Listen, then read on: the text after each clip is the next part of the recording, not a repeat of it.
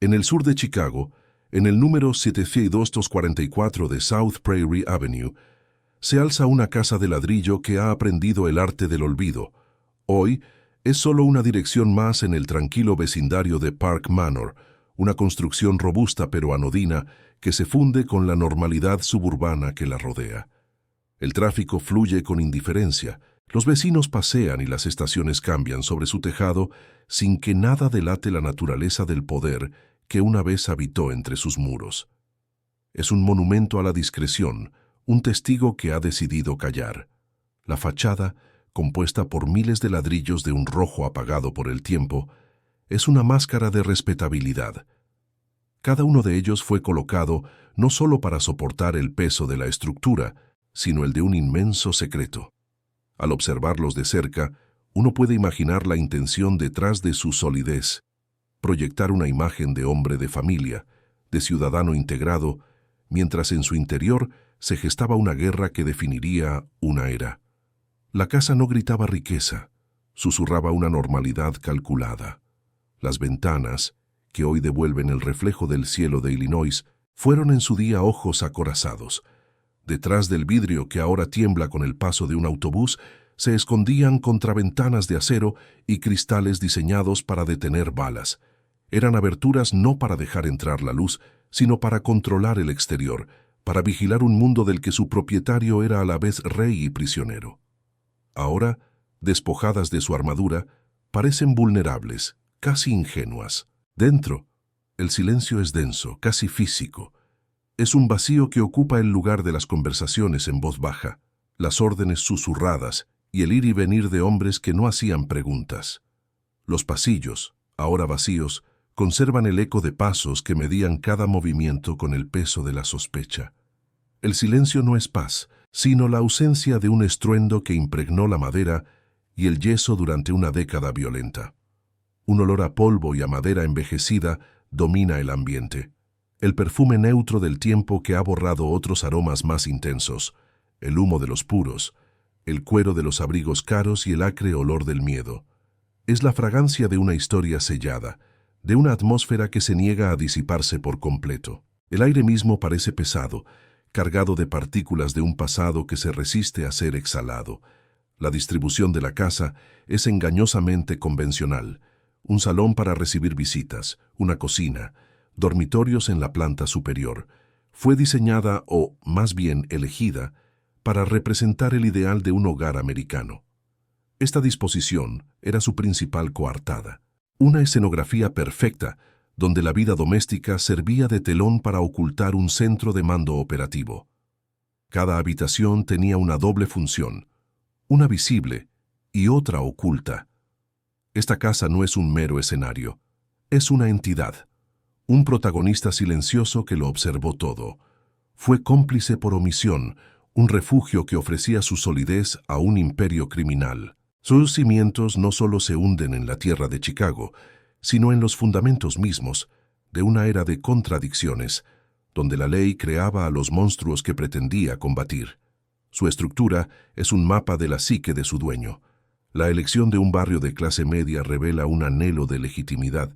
La fortificación progresiva de sus puertas y ventanas traza la escalada de su paranoia. La sobriedad exterior frente al lujo interior muestra su dualidad fundamental. El hombre público que anhelaba respeto y el déspota privado que solo confiaba en el acero. La casa funcionaba como una frontera física y simbólica. Era el punto exacto donde Alphonse Capone, el vecino, se desvanecía para dar paso a Cara Cortada, el estratega. El umbral de su puerta principal no separaba la calle del hogar, sino el orden civilizado del caos controlado. Era una membrana que contenía la violencia, impidiendo que se derramara, al menos visiblemente, sobre su santuario familiar. Las leyendas que la rodean, las de túneles secretos y pasadizos de huida, persisten aunque nunca fueran confirmadas. Su poder no reside en su veracidad, sino en su función. Alimentaban un aura de misterio e invulnerabilidad, convirtiendo una simple casa en una fortaleza mitológica. La arquitectura del miedo no siempre necesita ser real, basta con que sea creíble. Este edificio es, en esencia, Una mentira construida con ladrillo y mortero. Una declaración de permanencia para un poder inherentemente volátil. Fue un intento de anclar en algo sólido y tangible un imperio levantado sobre el contrabando, la extorsión y la sangre, un castillo disfrazado de hogar, una jaula de oro forjada para proteger a su creador del mundo que él mismo había incendiado.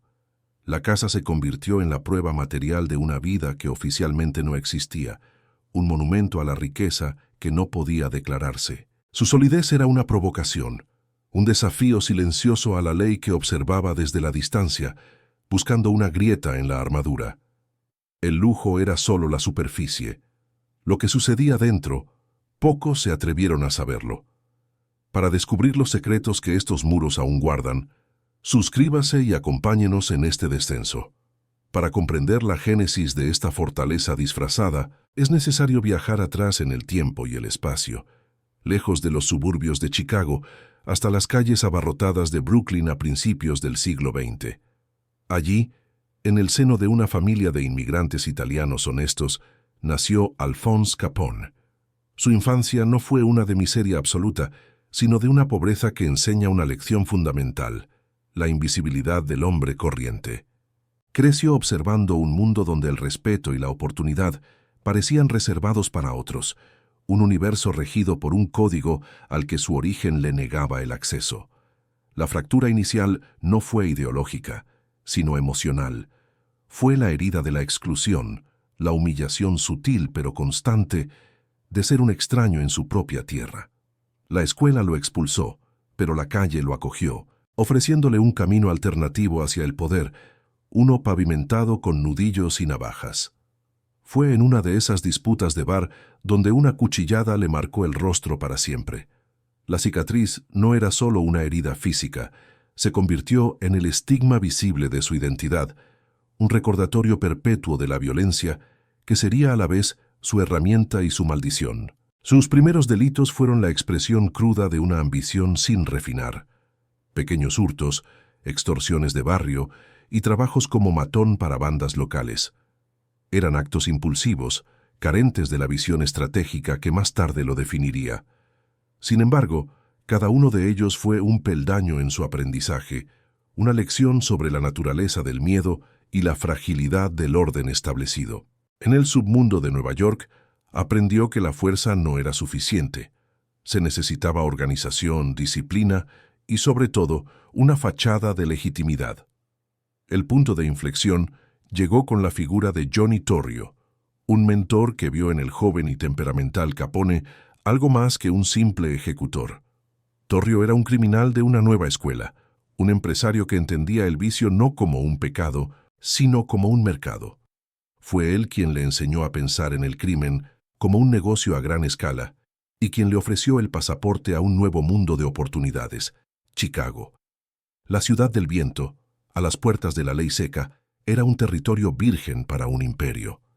La prohibición del alcohol no eliminó la sed, simplemente la convirtió en una fuente de riqueza inimaginable para quien tuviera la audacia de saciarla.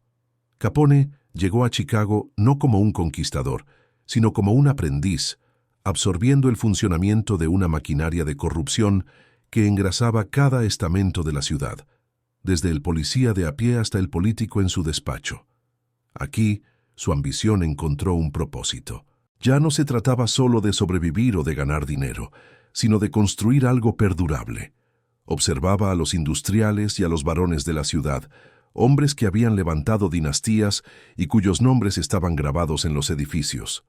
Anhelaba esa misma permanencia, una forma de solidificar su poder volátil en algo tangible, algo que el tiempo no pudiera borrar tan fácilmente como las manchas de sangre en el asfalto. El deseo de poseer una casa como la de Prairie Avenue no nació de la vanidad, sino de una necesidad psicológica profunda. A medida que su influencia y brutalidad crecían, también lo hacía el número de sus enemigos. Las calles de Chicago se convirtieron en un campo de batalla y su vida en un objetivo constante. La idea de un hogar dejó de ser un símbolo de estatus para convertirse en una necesidad táctica, un santuario, un lugar impenetrable donde la guerra pudiera quedar fuera. Este anhelo se entrelazaba con su obsesión por la imagen pública.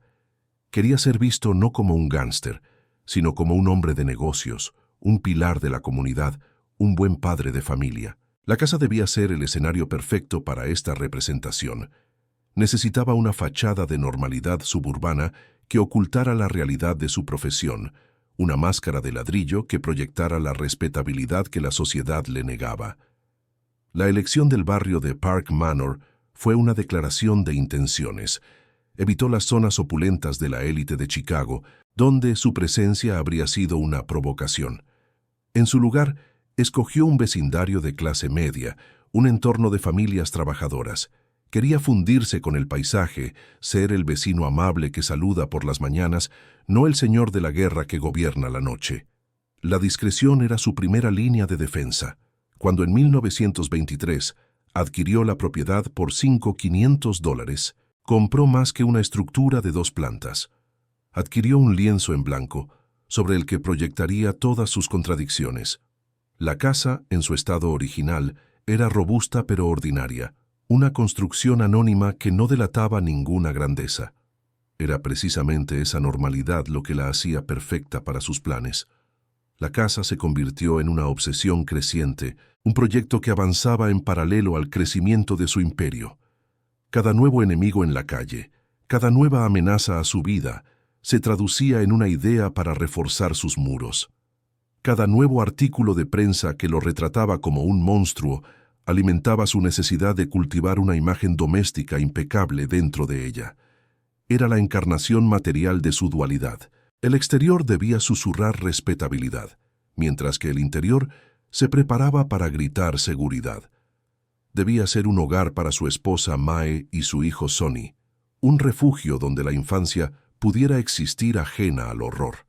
Pero también debía ser un cuartel general, un centro de mando desde donde dirigir una guerra sin frentes definidos. Esta tensión entre fortaleza y hogar definiría cada decisión arquitectónica posterior. La casa no sería simplemente un lugar donde vivir, sino un instrumento de poder, una herramienta para gestionar su peligrosa doble vida. Era el primer paso para construir una realidad alternativa donde él dictaba las reglas. El Alphonse Capone que cruzó por primera vez el umbral de esa puerta no era todavía el rey indiscutible de Chicago, pero la semilla de ese reinado ya estaba plantada. La casa era la promesa de un futuro donde podría controlar no solo las calles, sino también la narrativa de su propia vida. La estructura de ladrillo esperaba, paciente, a ser transformada. Sus paredes, aún desnudas de acero y secretos, no sabían que estaban a punto de convertirse en el corazón de un imperio y en el testigo silencioso de su inevitable colapso. Así, el deseo de construir no provenía de un capricho, sino de la confluencia de la paranoia, la ambición y una profunda herida narcisista. La casa de South Prairie Avenue estaba destinada a ser la cura para todo ello, un búnker para el miedo, un trono para el poder y un monumento a la legitimidad que nunca alcanzaría.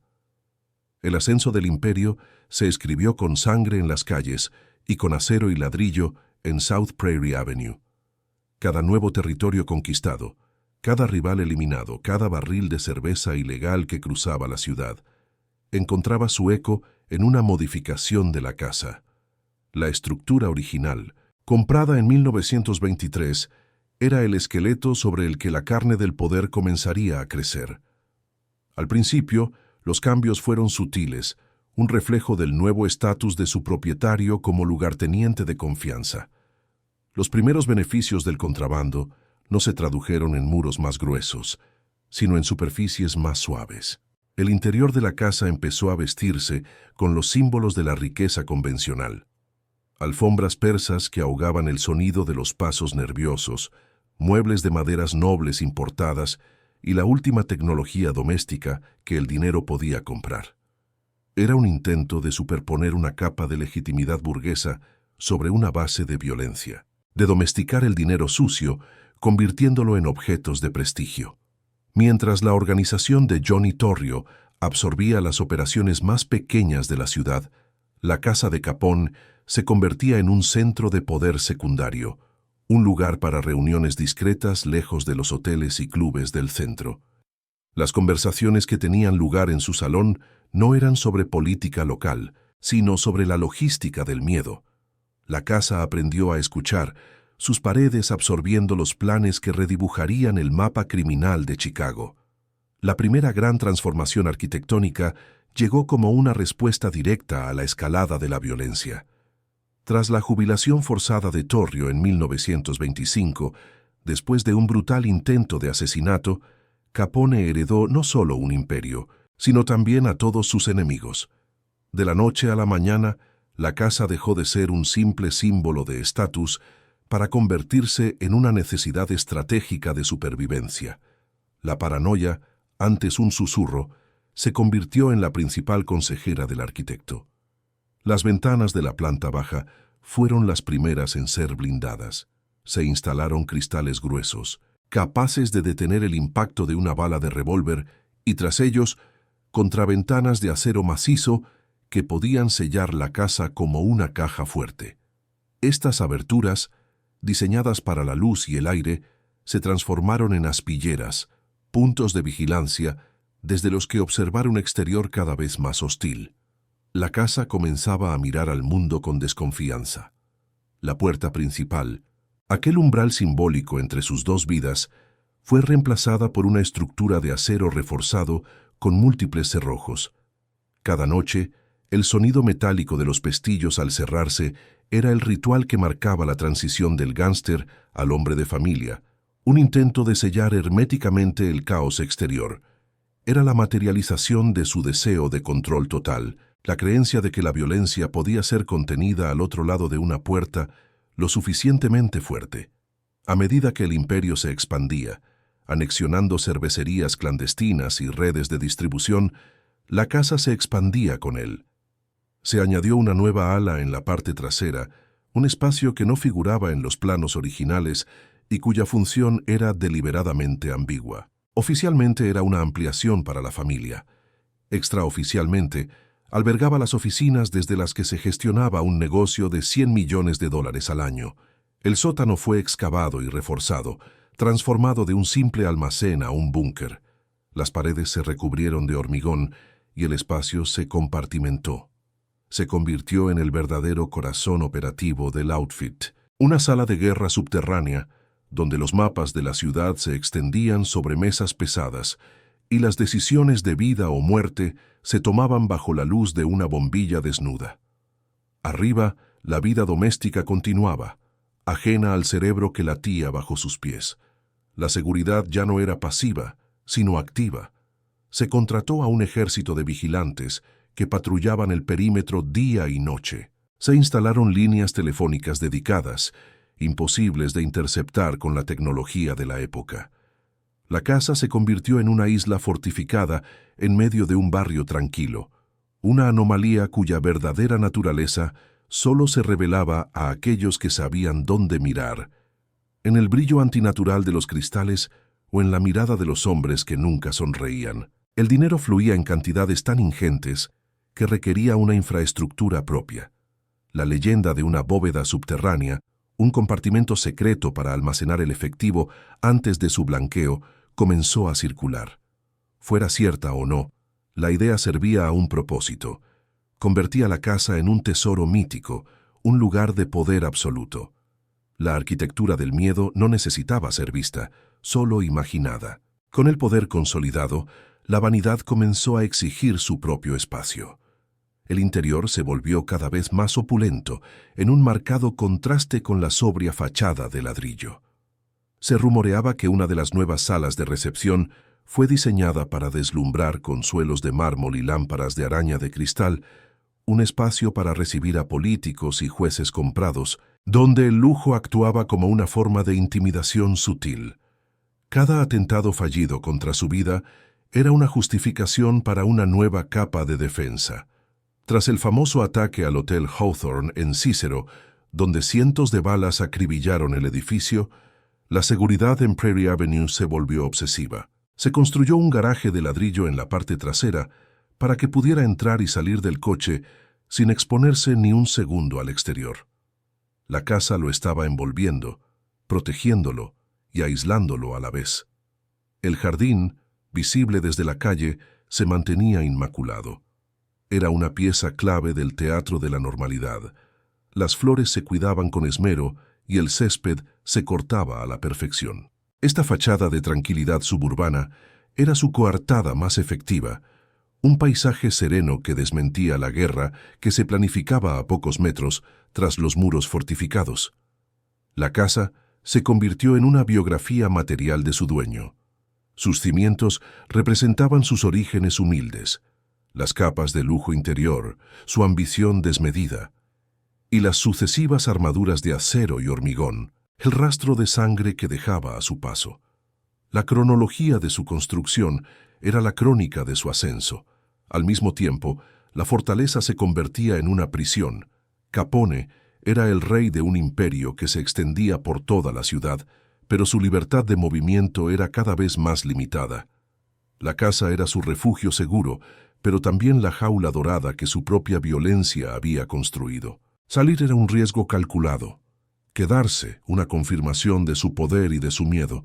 El imperio no solo se basaba en el alcohol, se diversificó hacia el juego, la prostitución y la extorsión, creando una red de negocios tapadera, como lavanderías y tiendas de muebles, para blanquear los beneficios.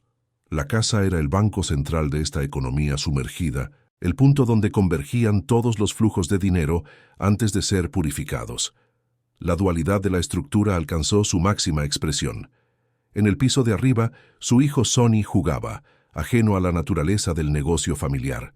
Su esposa Mae organizaba cenas, manteniendo la ficción de una vida respetable.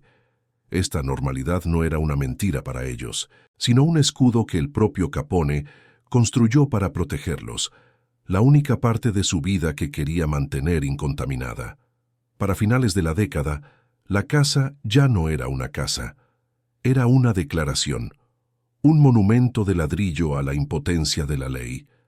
Cada día que permanecía en pie, con su dueño dentro, era un desafío al gobierno, a sus rivales y a la propia idea de orden social.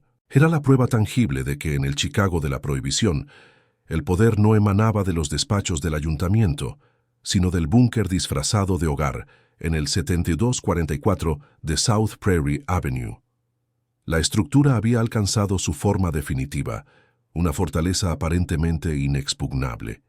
El sistema que Capone había creado, con la casa como su centro neurálgico, parecía perfecto. Controlaba la oferta y la demanda, la ley y el desorden.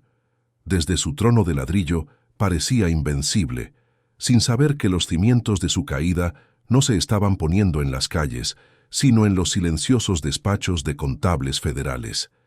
En su apogeo la casa era un organismo vivo, una extensión de la mente de su creador, una fachada discreta ocultando un corazón violento, un interior opulento alimentado por el miedo, y una armadura de acero forjada por la paranoia.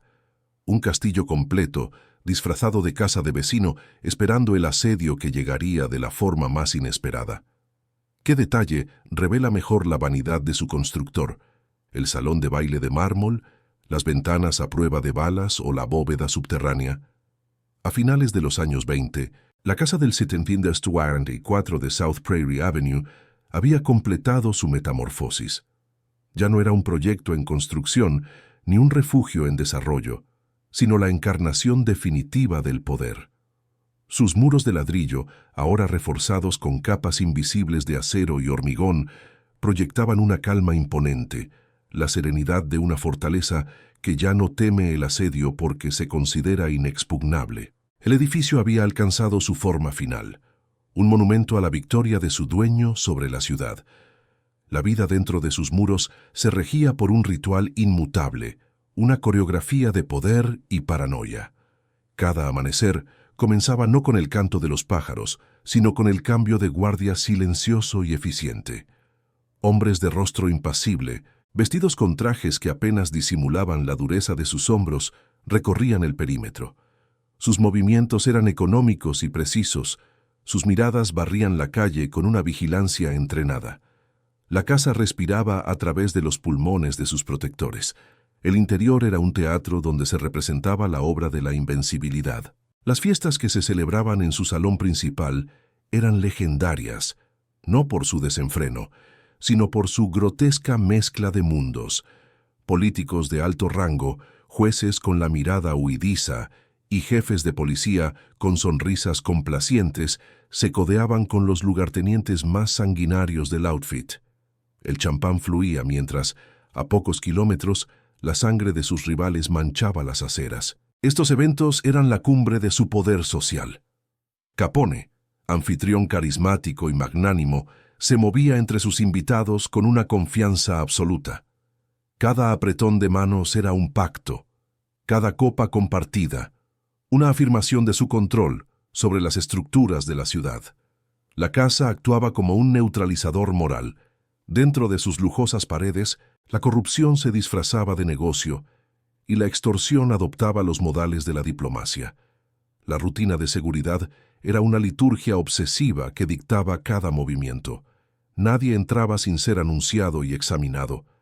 Las llamadas se filtraban, la correspondencia se inspeccionaba. El propio Capone nunca se sentaba de espaldas a una puerta, y sus desplazamientos por la casa seguían rutas estudiadas para minimizar la exposición. Era el rey de un castillo donde cada sombra era un posible asesino y cada rincón una potencial emboscada. La puerta principal se había convertido en el altar de este culto a la seguridad. El sonido de sus múltiples cerrojos de acero al correr era la música que marcaba el principio y el fin de cada día. Un chasquido metálico, seco y definitivo, que separaba el caos controlado del imperio exterior del santuario fortificado interior. Era el sonido de la exclusión, la afirmación material de que él, y solo él, decidía quién cruzaba el umbral de su realidad. Sin embargo, esta fortaleza perfecta era también una prisión psicológica exquisitamente decorada. Las ventanas blindadas, que ofrecían una vista impecable del tranquilo barrio de Park Manor, eran barreras infranqueables. A través de ellas, Capone observaba un mundo del que ya no podía formar parte. Niños jugando en la calle, vecinos charlando en sus porches, una normalidad que su poder le había arrebatado para siempre.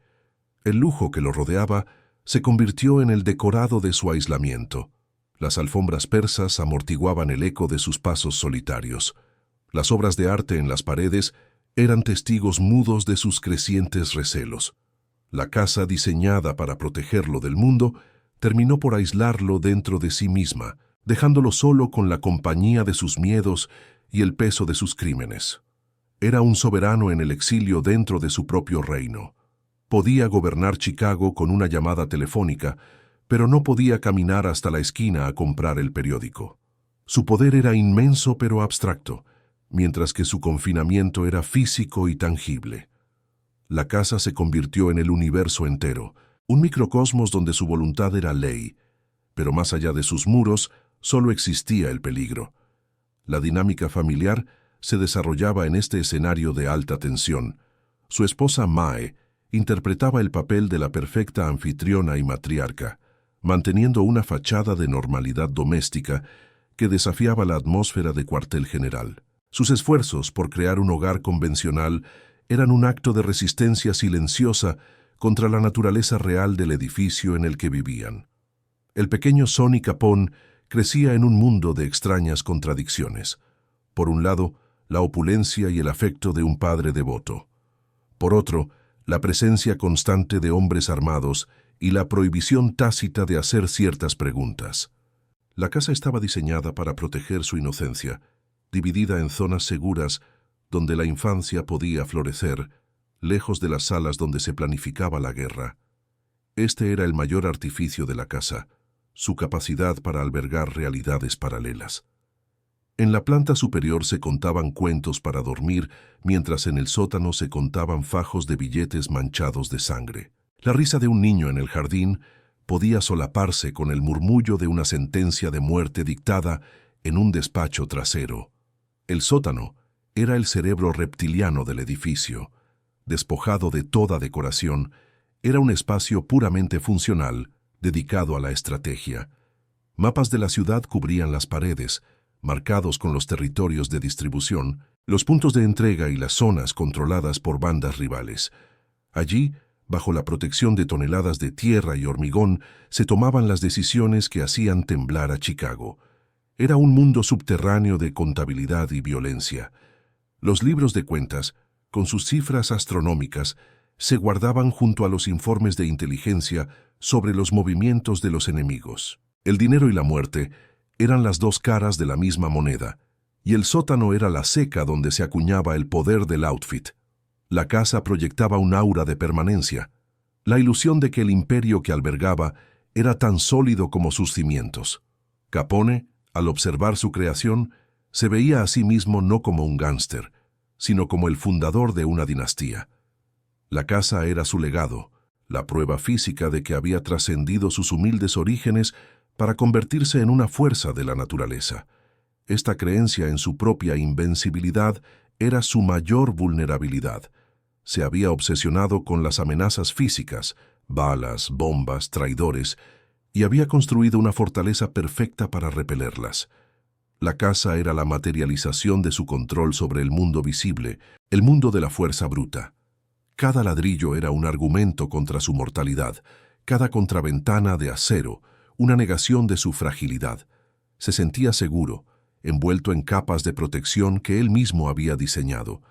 La casa era su eco, repitiéndole que era intocable, que las reglas del mundo exterior no se aplicaban dentro de su dominio. Pero mientras él se concentraba en fortificar sus muros, una amenaza de naturaleza completamente distinta comenzaba a gestarse. No venía en coches blindados ni empuñaba metralletas. Era silenciosa, metódica e invisible. Se movía no por las calles, sino a través de columnas de cifras en libros de contabilidad. El teatro de la vida doméstica continuaba con su estudiada normalidad. Las cenas se servían puntualmente. La ropa se lavaba y planchaba en las lavanderías que servían de tapadera para el imperio.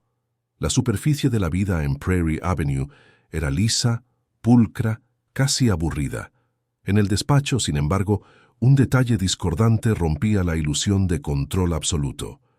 Un libro de contabilidad, olvidado sobre una mesa de caoba, contenía anotaciones crípticas. Eran los rastros de una riqueza tan vasta que desafiaba toda explicación legal, la prueba escrita de un poder que oficialmente no existía. La verdadera amenaza no intentaría derribar la puerta. No se anunciaría con el estruendo de una explosión. Se deslizaría por debajo, a través de las grietas de su propia arrogancia financiera. La fortaleza estaba diseñada para resistir un asalto, no una auditoría. Al Capone, el rey en su castillo, observaba la ciudad desde su ventana acorazada, convencido de que había pensado en todo. No podía saber que su imperio no se derrumbaría desde fuera, sino que sería devorado desde dentro por la lógica implacable de los números. Los muros podían detener las balas, pero eran transparentes para los ojos de un contable. La matanza de San Valentín de 1929 no fue un simple ajuste de cuentas. Fue un acto de una brutalidad tan teatral que rompió un pacto no escrito con la opinión pública. La noticia de aquella carnicería no llegó a la casa de Prairie Avenue como el estruendo de una metralleta, sino como el susurro helado del oprobio. Los periódicos, antes fascinados por la figura del gángster carismático, ahora la mostraban con una repulsión unánime. El eco de aquellos disparos en un garaje del North Side rebotó en los muros de la fortaleza de Capone, no como una amenaza física, sino como una condena moral que el acero de sus contraventanas no podía filtrar. El aura de la casa comenzó a cambiar. Lo que antes era un símbolo de poder desafiante, ahora se percibía como la guarida de un monstruo. Los vecinos de Park Manor, que habían tolerado a su famoso residente con una mezcla de miedo y admiración, ahora bajaban la mirada. La discreción de la fachada ya no proyectaba respetabilidad, sino una complicidad siniestra. El edificio, diseñado para fundirse con el entorno, de repente se convirtió en una anomalía, una cicatriz en el rostro del barrio. La onda expansiva de la masacre llegó hasta Washington. El presidente Herbert Hoover, presionado por una nación escandalizada, declaró a Capone enemigo público número 1. Esta declaración transformó la guerra contra el outfit de un asunto local a una cruzada federal. La casa del 7244 de South Prairie Avenue dejó de ser un problema para la policía de Chicago y se convirtió en un objetivo estratégico para el gobierno de los Estados Unidos. La fortaleza ya no se enfrentaba a bandas rivales, sino al peso aplastante del Estado. Comenzó un asedio de dos frentes, uno ruidoso y otro silencioso. El primero, liderado por Eliot Ness y sus Intocables, era un espectáculo mediático de redadas en cervecerías y camiones de reparto. Era la guerra que Capone entendía y para la que su fortaleza estaba preparada. Pero el segundo frente, el verdaderamente letal, operaba en el silencio de los despachos del Departamento del Tesoro, una ofensiva de contables que no buscaban alcohol sino rastros de tinta en libros de cuentas. Fue entonces cuando las primeras grietas físicas comenzaron a aparecer en la casa, como si la estructura somatizara la presión que sufría su dueño. Tras una tormenta de primavera especialmente violenta, una pequeña gotera se manifestó en el techo del salón principal. Una mancha de humedad, oscura y persistente, comenzó a extenderse sobre el yeso ornamentado, un llanto lento y silencioso que desfiguraba la perfección del lujo. La fortaleza ya no era impermeable.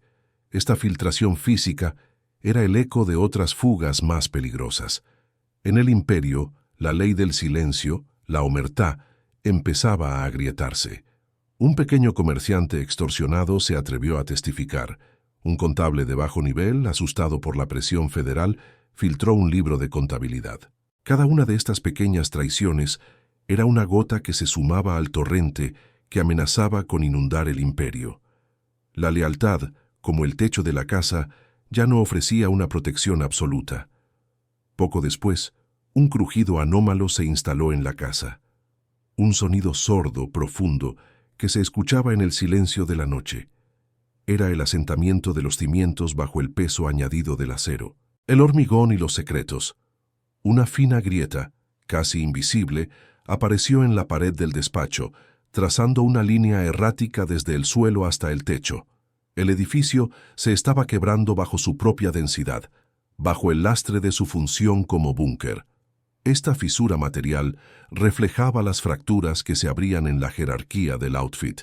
Los lugartenientes, que antes obedecían con una lealtad ciega, ahora intercambiaban miradas cargadas de incertidumbre.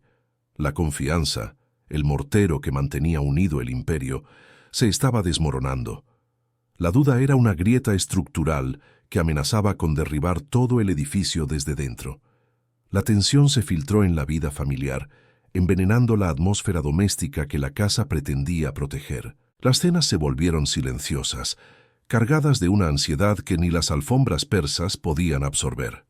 Mae Capone, la guardiana de aquella frágil normalidad, se movía por las habitaciones como una sombra, su rostro una máscara de compostura que apenas ocultaba el miedo. La fortaleza se había convertido en una cámara de presión emocional. El propio Capone, el epicentro de este terremoto, se volvió más errático. Su legendaria volatilidad se agudizó. Pasaba horas en su despacho, no planificando, sino rumiando su aislamiento. Las contraventanas de acero, antes un símbolo de su control sobre el mundo, ahora parecían los barrotes de su propia jaula. La casa, su refugio, se estaba convirtiendo en el escenario de su confinamiento psicológico. La mentira sobre la que se sostenía la vida familiar comenzó a deshilacharse. Las evasivas de Capone sobre la naturaleza de sus negocios ya no eran convincentes. Las preguntas de su hijo Sonny, cada vez más conscientes, quedaban suspendidas en el aire denso de las habitaciones. El edificio, concebido como un santuario para la inocencia, se estaba impregnando de la corrupción que albergaba en su sótano. En medio de esta decadencia interna, la amenaza silenciosa ganaba terreno. Hombres grises, anónimos y metódicos, pasaban los días bajo la luz de lámparas verdes, examinando extractos bancarios, facturas y registros de propiedad. No necesitaban informantes ni metralletas, su arma era la lógica implacable de la aritmética. Buscaban una única cosa, la discrepancia entre la riqueza visible y los ingresos declarados. Y la prueba más visible, más flagrante de esa riqueza, era la propia casa de South Prairie Avenue. Cada ladrillo, Cada ventana a prueba de balas, cada mueble importado se convirtió en una cifra en la columna del debe de una investigación federal. La fortaleza, diseñada para ocultar, se había transformado en la principal pieza de exposición de la Fiscalía. Era un monumento a un crimen que no dejaba manchas de sangre, sino rastros de gastos. La vanidad de Capone se convirtió en su talón de Aquiles. Su necesidad de materializar su poder, de anclar su imperio en algo sólido y visible, le había hecho construir la prueba más elocuente de su propia culpabilidad. La casa no era solo su hogar y su cuartel general. Era el cuerpo del delito, una declaración jurada de riqueza ilegal, construida con ladrillo y mortero. Los agentes federales ya no miraban la casa como una fortaleza a la que asaltar. La observaban con la fría distancia de un tasador, calculando su valor, documentando su opulencia. Cada fotografía que tomaban desde la distancia, cada apunte en sus cuadernos, era un clavo más en el ataúd del imperio. El edificio estaba siendo desmantelado simbólicamente mucho antes de que nadie intentara derribar su puerta. El miedo dentro de los muros ya no era solo a un ataque exterior. Nació un nuevo terror, más íntimo y corrosivo: el miedo al traidor. Cada sirviente, cada guardaespaldas, cada socio se convirtió en un posible informante. La paranoia, antes dirigida hacia afuera, se volvió hacia adentro, devorando los últimos vestigios de confianza. La opulencia del interior comenzó a sentirse rancia, como la decoración de una tumba. El brillo de los candelabros parecía artificial, el tacto de la seda, frío. La casa, antes un organismo vibrante de poder, se estaba convirtiendo en un mausoleo que esperaba a su propio cadáver. El lujo ya no era un signo de éxito, sino el presagio de la pérdida. La investigación financiera, que había comenzado como un murmullo lejano, se convirtió en un rugido sordo que hacía vibrar los cimientos de la casa. Los rumores de una inminente acusación por evasión de impuestos se colaron por debajo de la puerta blindada, una amenaza que ninguna cerradura podía detener. El imperio se enfrentaba a un enemigo que no entendía el lenguaje de la violencia, sino el del código fiscal. Las grietas ya no eran simples fisuras, eran abismos que se abrían bajo los pies de su propietario. La casa, que había sido el ancla de su realidad, se estaba soltando de sus amarras, a la deriva en un mar de cifras y testimonios. La estructura que lo había protegido ahora lo exponía, su solidez convertida en una vulnerabilidad fatal. La fortaleza de South Prairie Avenue había sido diseñada para resistir un asedio de balas y bombas. Se había preparado para una guerra de gánsteres, una confrontación de fuerza bruta, pero no estaba diseñada para resistir el escrutinio silencioso de la ley. Los muros podían detener a un ejército, pero eran transparentes para un libro de contabilidad. El final no llegaría con una explosión, sino con el golpe seco de un mazo de juez.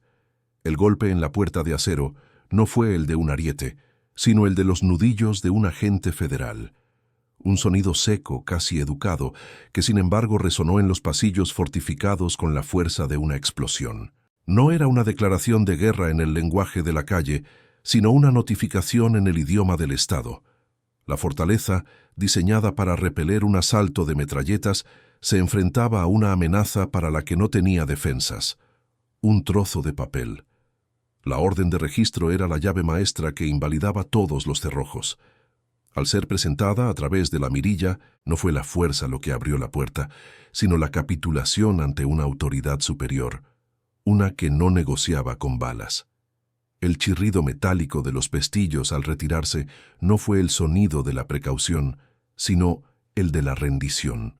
El umbral, esa frontera sagrada entre las dos vidas de Capone, fue borrado en un instante. Una marea de hombres con sombreros grises y rostros anónimos inundó el vestíbulo.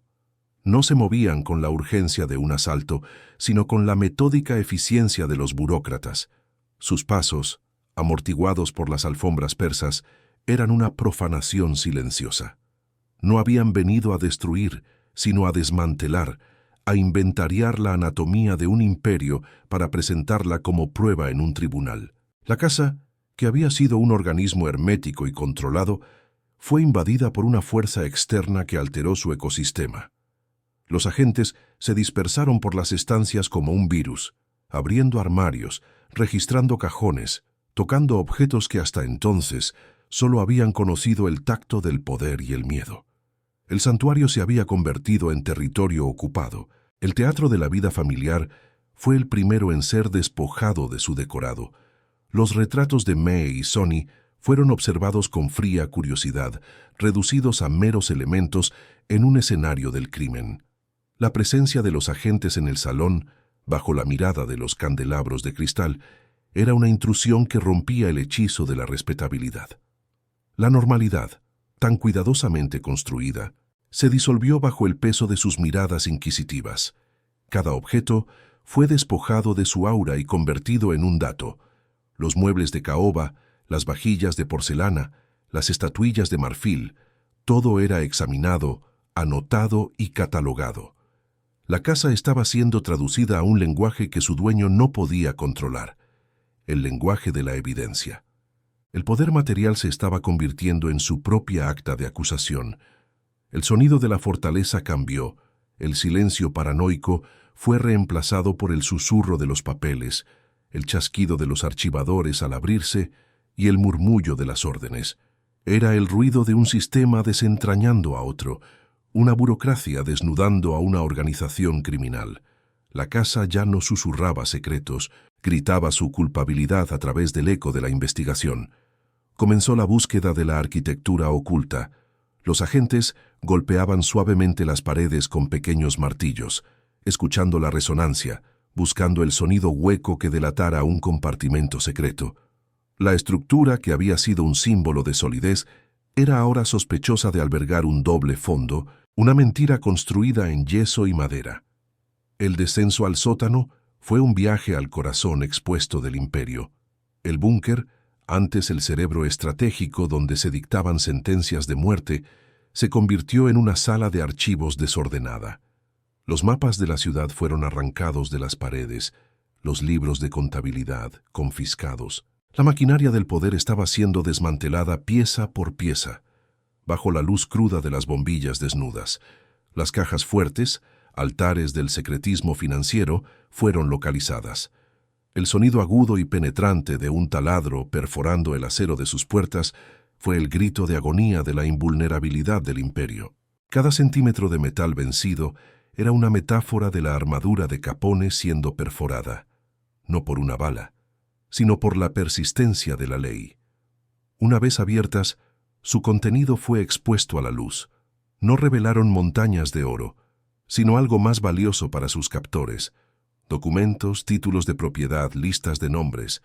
Eran los nervios del sistema, la prueba escrita de una riqueza que oficialmente no existía. Los secretos, antes protegidos por pulgadas de acero, ahora yacían esparcidos sobre el frío suelo de hormigón. Los mitos de la casa fueron sometidos a un escrutinio empírico. Se buscaron los legendarios túneles de huida examinando cada rincón de los cimientos, cada pared del garaje. No se encontró ninguno. La ausencia de estos pasadizos no disminuyó la leyenda, pero demostró que la verdadera fortaleza del edificio no residía en su arquitectura, sino en el miedo que proyectaba. La profanación de los símbolos alcanzó su clímax en el salón. Un cuadro, adquirido por una suma exorbitante, fue descolgado de la pared, no por su valor artístico, sino para comprobar si ocultaba una caja fuerte. Al retirarlo, dejó en el papel pintado un rectángulo pálido, el fantasma de una opulencia que se desvanecía, una cicatriz que delataba una ausencia. Los suelos de madera noble fueron examinados y en algunos puntos levantados con palancas. El crujido de la madera al ceder era el sonido de los cimientos mismos de la casa siendo violados. Buscaban bajo los pies de su dueño, en el último reducto de su dominio privado, demostrando que no había lugar en su universo que estuviera a salvo del escrutinio. La invasión se extendió a los espacios más íntimos. Las joyas de Mae fueron inventariadas, los juguetes de Sonny apartados con una indiferencia profesional. La ficción de que la familia podía ser aislada de la naturaleza del negocio se derrumbó. La guerra que Capone había mantenido fuera de los muros finalmente había cruzado el umbral y contaminado el nido. Cuando los agentes se marcharon, dejaron tras de sí un caos ordenado, cajones entreabiertos, muebles fuera de lugar, un silencio que ya no era de poder sino de vacío. La casa había sido registrada, violada y vaciada de su autoridad. Ya no era una fortaleza ni un hogar. Era una escena del crimen, la prueba material de su propia caída. La estructura permaneció en pie, intacta en su exterior de ladrillo, pero su alma había sido arrancada. Los muros, que habían sido testigos de la planificación de masacres y la acumulación de fortunas, ahora guardaban silencio sobre su propia humillación. La fortaleza había resistido a los gánsteres, pero había sucumbido a los contables. El registro reveló que el verdadero poder de la casa nunca residió en su acero o en su hormigón. Su fuerza era la ilusión de impenetrabilidad, un mito construido con la misma audacia que el imperio que albergaba. Una vez que la ley cruzó su puerta sin disparar un solo tiro, esa ilusión se hizo añicos y el edificio se convirtió en lo que siempre fue: una simple casa de ladrillo esperando a ser olvidada. Entonces, ¿dónde reside realmente el poder? ¿En el hormigón? ¿O en lo que sobrevive a su caída? Si las ruinas de los imperios le hablan, suscríbase para seguir descifrando sus secretos. Tras la condena de Al Capone en 1931, un silencio de una naturaleza distinta se apoderó del número 7244 de South Prairie Avenue. No era el silencio tenso y vigilante de antes, sino el silencio hueco del abandono. El motor del imperio se había agripado y la casa, su carcasa, quedó varada en un mar de normalidad suburbana. Los guardias desaparecieron, los coches negros dejaron de aparcar en el bordillo y las luces del sótano se apagaron para siempre. El edificio comenzó su largo proceso de exhalar el miedo que había contenido durante una década. Su dueño fue enviado a una fortaleza mucho más real y menos sutil que la que él había construido. Primero en Atlanta, luego en Alcatraz, Capone se encontró dentro de muros que no podía controlar, despojado de sus trajes de seda y de su ejército de sicarios. La sífilis, latente durante años, comenzó a devorar su mente, desmantelando su psique con la misma eficiencia metódica con la que los agentes del tesoro habían desmantelado su imperio. El hombre que había gobernado una ciudad se convirtió en un prisionero balbuceante, perdido en los laberintos de su propia memoria rota. La familia Capone abandonó la casa poco después, vendiéndola y cortando los últimos lazos con Chicago. May y Sonny se retiraron a la propiedad de Florida, un refugio más soleado pero igualmente impregnado de la mancha de su legado. Con su partida, la casa de Prairie Avenue fue despojada de su función como escenario.